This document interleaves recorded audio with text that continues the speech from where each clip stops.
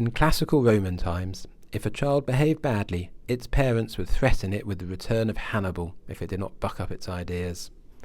Of all the threats faced by the Roman Empire over many centuries, no one came as close to Hannibal in destroying it around 217 BCE.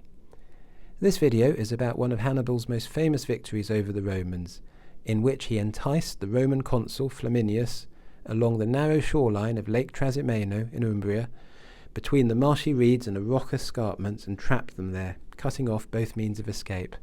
Thousands were taken prisoner and killed in one of Rome's bloodiest defeats. The shores of Lake Trasimeno have changed over the centuries, and there isn't total certainty about the site of the battle.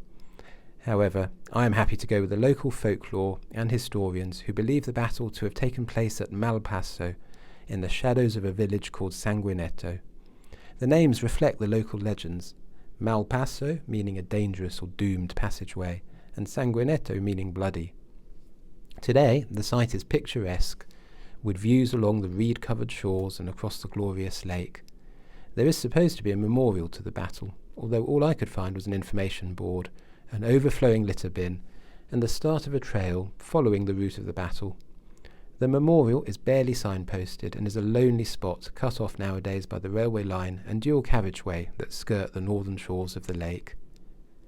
It's easy to imagine the choice of the unfortunate trapped Roman soldiers, either to enter the lake and drown or wait for Hannibal's army to get you.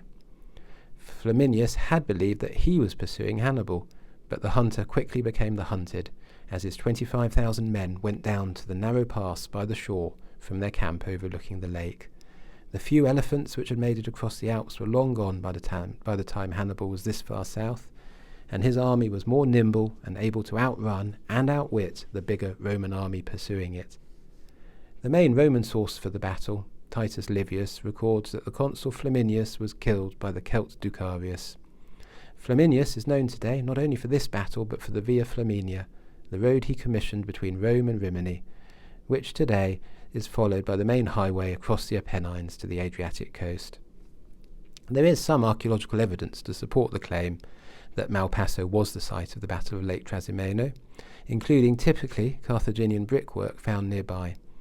The small museum dedicated to the battle in the town of Tuoro has plenty of information to support the claim, although not much in the way of hard evidence. Nowadays the area is peaceful and agricultural, but local legend says the land remained uncultivated for centuries as people avoided the malign area, and local farmers found bones under the fields. Hannibal is no longer a sinister face of fear, but now one of many attractions to the area, and commemorated in the names of many farms and bed and breakfasts. The 12-stop trail of the Battle of Lake Trasimeno is 17 kilometres long and climbs about 170 metres from the lake, so probably best done by car or bike. I was surprised to learn how much the lake has changed, and that one village was once a small port, even though the lake is now a few kilometres away. It is also a reminder of how vulnerable Lake Trasimeno is to climate change and agricultural demands for its water. It is big in terms of surface area, but surprisingly shallow and never much more than 5 metres deep. It is one of the remains of a once much bigger lake in central Italy, which was drained in classical Roman times by, amongst other things, the diversion of the river Nera and the creation of La Cascata della Marmara waterfall, the highest man-made waterfall in the world, and the subject of another video, link in the description below. As for Hannibal, his attempt to unite the various peoples of the Italian peninsula to rise up against the Romans was ultimately unsuccessful. The Italians preferred the more familiar Romans.